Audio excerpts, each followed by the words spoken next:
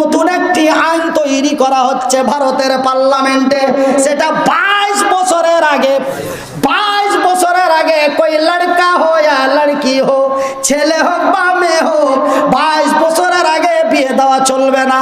ভাইজি ওই 18 বছর বিধানে একটা গান বার হয়েছে,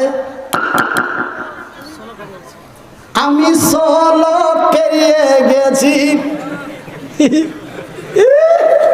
কত জমেছে, আমি 16 পেরিয়ে গেছি। 16 পেরিয়ে গেছি, এটা পৃথিবীকে জানাচ্ছে। আর 18 বলে আমাকে থামতে বলছি, তবে আমার কি হতে পারে এটা প্রকাশ করলো পৃথিবীর কাছে। বাবুজি 16 পেরিয়ে গেছি, আমি 16 পেরিয়ে গেছি। 16তেই যদি এই অবস্থা হয়, তবে 22 আস্তে আস্তে কি অবস্থা হবে সোনা। তার মানে জেনা ব্যভিচার উত্তপ্ত করে দেওয়ার একটা ইস্যু বা ষড়যন্ত্র। ভাইজান, আমি মনিরউদ্দিন আপনাদের বলি, আমি মনিরউদ্দিন আপনাদের বলি, আজকে এই মুসলমানের বাচ্চারা নাম রেখেছি আব্দুল্লাহ, নাম হয়েছে আব্দুর রহিম, আব্দুল খালেকের ছেলে। কিন্তু ভাইজান, আজকে কোরআনের উপরে কেউ আঙ্গুল তুলতে পারেনি। ইহুদি, নাসারা, খ্রিস্টান, হিন্দু, জৈন, বৌদ্ধ, বিশ্বের কোন জাতি কোরআনের উপরে আঙ্গুল তুলতে পারেনি। কিন্তু ভারতীয় এক নাগরিক, নাম তার ওয়াসিম রেজভি, শুনেছেন ভাইজান? নাম তার ওয়াসিম রেজভি, এক মুসলমানের সন্তান। খবরদার তাকে মুসলমান বলে কোনো সময় ব্যবহার করবেন না। ভাইজান নিজেকে মুসলমান দাবি করে মুসলমানের নাম নিয়ে ভারতের সুপ্রিম কোর্টে 26টি আয়াতের উপরে মামলা দায়ের করলো। আল্লাহর আযাব কেন আসবে না? আল্লাহর আযাব কেন আসবে না?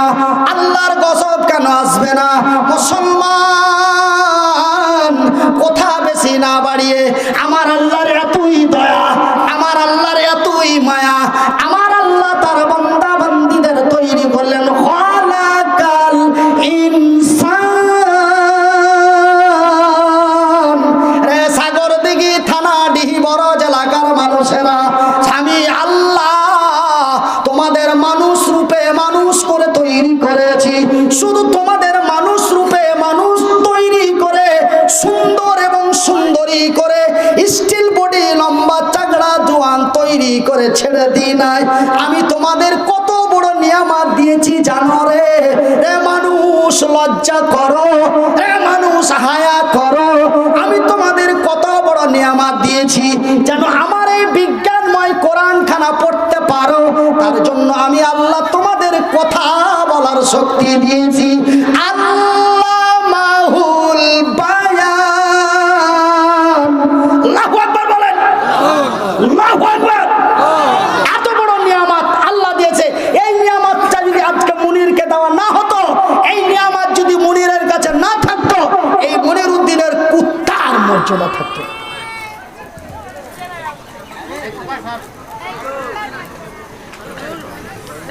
এই মুনির এখানে থাকতো না। এই মুনিরের আজকে 2011 সাল থেকে আপনাদের ডিহিবরজ মাদ্রাসায় আসছি, তার মধ্যে 2 বার আসা যায়নি। গতবার ডেট পাননি, আর তার আগে একবার গুয়াহাটি থেকে আসতে পারিনি। 5 বছর আগের কথা বলছি। তবে 2011 সাল থেকে 2022 সাল পর্যন্ত 2 বার আপনাদের এই স্টেজটাতে বসতে পাইনি। প্রতি বছর আমাকে লাস্ট উইকেটেই দেন। ভাইজান, আমি মনিরউদ্দিন আপনাদের বলছি, এই নিয়ামতটি যদি আমাকে আপনাকে না দেওয়া হতো, লজ্জা করো মানুষ। এই নিয়ামত কত মূল্যবান নিয়ামত শুনে নিন। যার হাত নাই তাকে বলো হাতের কি দাম, সে তাহা বলে দিতে পারে। যার ঠ্যাং নাই তাকে বলো ঠ্যাংয়ের কি দাম, সে তাহা বলে দিতে পারে। যার চোখ নাই তাকে বলো চোখের কি দাম, সে তাহা বলে দিতে পারে। কিন্তু যে কথা বলতে পারে না, যাকে আমরা বলি গঙ্গা, কেউ বলে বোবা, যে বোবা কথা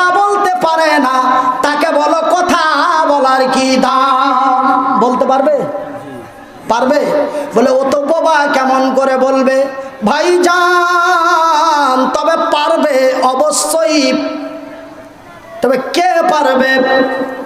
ভাই গো আমার আব্বা জানেরা, যদি পারে বোবার বিবি তাহা বলতে পারবে। কথা বলার কি মজা, কথা বলার কি আনন্দ, কথা বলার কি আইস।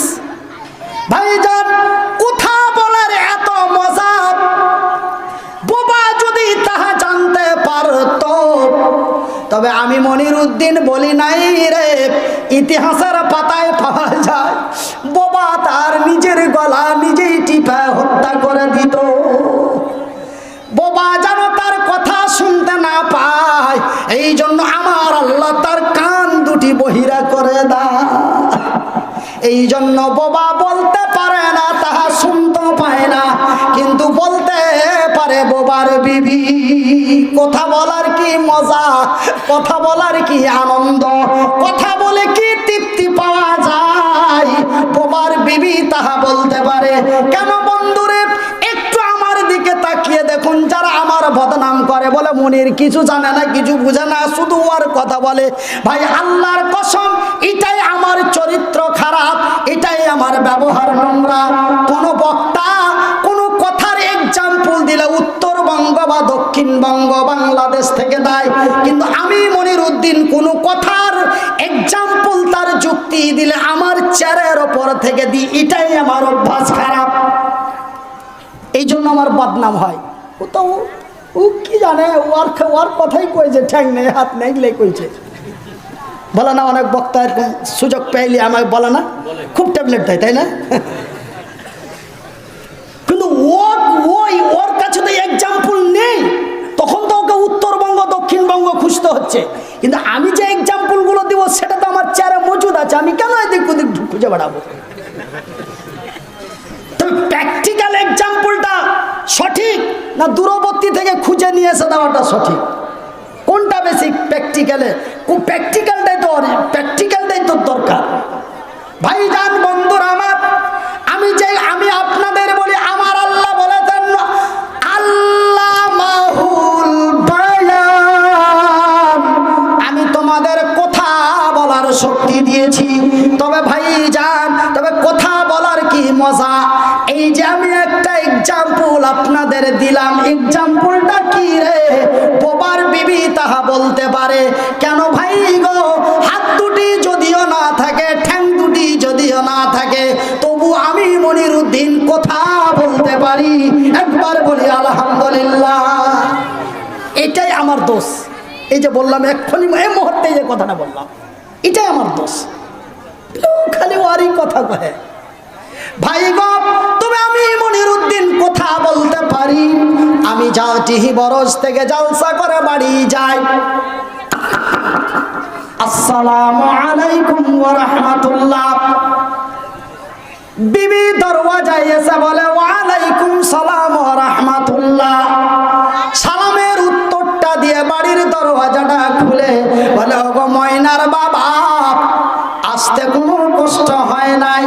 আমি বলি না রে, রাস্তা সফরে চললে একটু কষ্ট হবেই সোনা। ভাইজান বন্ধুরা আমার, কত সুন্দর করে ব্যাগটা হাতে নিয়ে পাশে করে নিয়ে বিছানায় বসিয়ে কি মিষ্টি দুটো কথা বলে, একটু চা বানিয়ে দেবো, দিলে তো খুব ভালো হয়। ভাই গো, আমার কথা শুনে আমার বিবির কলিজা ঠান্ডা হয়ে যায়, আমার বিবির কথা শুনে আমার মনটা উজাড় হয়ে যায়। তবে কথা বলার কি আনন্দ, কথা বলার কি মজা। আমি মনিরউদ্দিন আমার বিবির বালিশে মাথা দিয়ে আমি যখন কথা প্রেম প্রীতির কথা বলতে বলতে হঠাৎ কখন রাত্রি 2টা 3টা বেজে যায়, ঘড়ির দিকে তাকিয়ে দেখি অনেক রাত হয়ে গেছে। সুবহানাল্লাহ বলেন। এত বড় নিয়ামত আল্লাহ আপনাকে আমাকে দিয়েছে, আলহামদুলিল্লাহ বলেন। ভাই গো, তবে বোবা তাহা বলতে পাই না, বোবা তাহা বলতে পারে না, বোবার বিবি তাহা আনন্দ পাই না। আধটি বুঝতে পারছে, আধটি বুঝতে পারে না। আর বুঝতে বুঝতে আধখানি বয়স চলে যাবে। একজন হঠাৎ করে যদি একটা বোবাকে বিয়ে করে তো ওর কথা বুঝতে বুঝতে আধখানি লাইফ কেটে যাবে, তারপরে তখন বুঝতে পারে, তখন বুঝে নিজে হ্যাঁ ওই বদনাটা ওখানে ফিটা করে যায়। কি জি হাসিলেন না? মারাত্মক কথা, এগুলো মারাত্মক কথা, খবরদার হাসবেন না, হাসির কথা না। লজ্জা করো মানুষ, এত বড় নিয়ামত আল্লাহ আপনাকে আমাকে দিয়েছে, আর এই নিয়ামতের হস্তক্ষেপ করেছি আমরা। এই নিয়ামত, এইটা দিয়ে আমরা ৭৫টা মিথ্যে কথা বলি। এই মুখটা দিয়ে বলি একরকম, এই মুখটা দিয়ে করি আর এক রকম। মানুষ, আল্লাহর আযাব আসবে না, আল্লাহর গজব আসবে না, তুমি বলো একরকম, চলো আর এক রকম। আমার ভাইরা, তবে আমি মনিরউদ্দিন আপনাদের আর একটা কথা বলবো, শেষ কথা, তারপরে ওই বক্তাকে নিয়ে চলে আসবো, যেটা ভাগনা বক্তা। ভাগনা বক্তা বুঝতে মানে আমাকে ভাগনা লাগলো, হ্যাঁ ভাগনা বক্তা একদম দেলোয়ার হোসেন। তা আমি আর দুটো কথা আপনারাকে বলবো, অনলি দুটো কথা, তার মধ্যে একটা কথা শুনেলেন। তবে আল্লাহ এত বড় নিয়ামত আমাদের দিলেন, সেটা হলো কথা বলা। তারপরও আরো একটা মারাত্মক নিয়ামত আল্লাহ আমাদের দিয়েছেন, আলহামদুলিল্লাহ বলেন। ভাইজান, আমি মনিরউদ্দিন, হাত দুটো নেই, পা দুটি নেই, কোনো দাম নাই। এটা মানুষ বলছে না, হাত দুটো নেই, পা দুটি নেই, তার কোনো মূল্য নেই। না না, আমি মনিরউদ্দিন আমার কলম দিয়ে লিখে বলে দিচ্ছি, হাতের, এই হাতের কোনো দাম নাই, এই ঠ্যাঙের কোনো দাম নাই। বলে আপনাকে দেয়নি তখন আর কি বলবেন? তখন বলছেন দাম নাই নাকি? না না না না, স্টিল বডির কোনো দাম নাই, হ্যাঁ হাতের কোনো দাম নাই, ঠ্যাঙের কোনো দাম নাই, স্টিল বডির কোনো দাম নাই। তার প্রমাণটা দিব না ছেড়ে দিব? দিব দিব দিব? কে কি বলছেন বুঝতে পারি না। দিব? হাত তুলে বলেন দিব। স্টিল বডির কোনো দাম নাই, ঠ্যাঙের কোনো দাম নাই, হাতের কোনো দাম নাই। ওই নিয়ামতটি যদি আল্লাহ না দিত, সেই এক মারাত্মক নিয়ামত, সেই নিয়ামতটি কোরআনে সুন্দর করে লেখা আছে। যেমন একটা কথা বলার শক্তি, ঠিক যতগুলি আল্লাহ তার আকাশের উপরে, জমিনের নিচে, সাগরের তলায় যত নিয়ামত দিয়েছে, সবচাইতে মহামূল্যবান নিয়ামত আমার আল্লাহ পৃথিবীর মানুষকে দিয়েছে। সেই নিয়ামত যদি না দিত, মনিরউদ্দিনের কোনো মূল্য থাকতো না। সেই নিয়ামতটা বলবো। তবে ভাইজান বন্ধু আমার, ওরে সোয়াল্লাহ, কখন এত ডিবাইজে গেছে। হ্যাঁ, এই যে 1 ঘন্টা ধরে যে ওয়াজ শুনলেন, তো ওয়াজ শুনলেন না ওয়াজ মানলেন? আমি আপনারা একটু পরীক্ষা করবো, বেশি নয়, 16 মিনিট। কয় মিনিট? 16 মিনিট পরীক্ষা করবো আপনারাকে। এই যে 1 ঘন্টা যে ওয়াজ শুনলেন না ওয়াজ মানলেন, আমি একটু পরীক্ষা করব। তারপরে ওই নিয়ামতটার কথা বলবো। কোন নিয়ামত? ওই নিয়ামত, যেই নিয়ামত আমাকে আপনাকে না দিত, আমি বলেছি এই হাতের কোনো দাম নাই, ঠ্যাঙের কোনো দাম নাই, এখান থেকে যদি নিয়ে নিত তাও টেনশন করতুম না, দাম নাই। কিন্তু এই নিয়ামত দুটি, ওই নিয়ামতটা আল্লাহ দিয়ে দিয়েছে, তো ওই নিয়ামতটা দিয়ে দিয়েছে, তো ও গুইধার মাই আগে ছুচিয়ে দিবে, খাইয়ে দিবে। হ্যাঁ জি, হাইসা নিল মানে কেন হাইসা নিলেন? শোনেন, এই নিয়ামত, এই যে একটা নিয়ামত বললাম, ওটা একটা নিয়ামত। নিয়ামত তো আল্লাহর দেওয়া অনেক, তার মধ্যে 3টি নিয়ামত মারাত্মক। একটা হলো আল্লাহ মাল কোরআন, একটা কোরআন, একটা বায়ান, আর একটা মারাত্মক নিয়ামত। এই 3টা নিয়ামত যদি আপনার ভিতরে থাকে, ঠ্যাং হাত পা না থাক, যদি পংলাইসা হও, তাও তোমাকে বুঝার বাদ তুই না খাই। হাজি, সেই নিয়ামতটা বলবো 16 মিনিট পরে। এতগুলো যে নিয়ামতের কথা শুনলেন, শুনলেন না মানলেন? আমি 10 মিনিট পরীক্ষা করব, 16 মিনিট, তারপরে ইনশাল্লাহ ওই নিয়ামতের কথাটা বলে আমি চলে যাব। আমার পর্দানশীল মায়েরা, আমার শিক্ষিতা বোনেরা, আমি আপনাদের অত্যন্ত সুপরিচিত সন্তান মা। একই কথা প্রতিবার কেমন করে বলবো? আমি এই ডিহিমরেজের মানুষের কাছে আমার নিজের জীবনের কথা অনেক বলেছি। আজকে এই জায়গাটাতে পৌঁছাতে মায়ের বড় কষ্ট হয়েছে। এই কথাগুলি কতবার আপনাদের বলবো বলেন তো ভাইজান?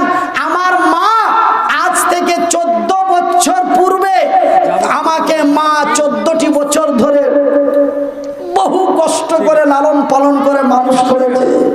মা আমাকে লালন পালন করে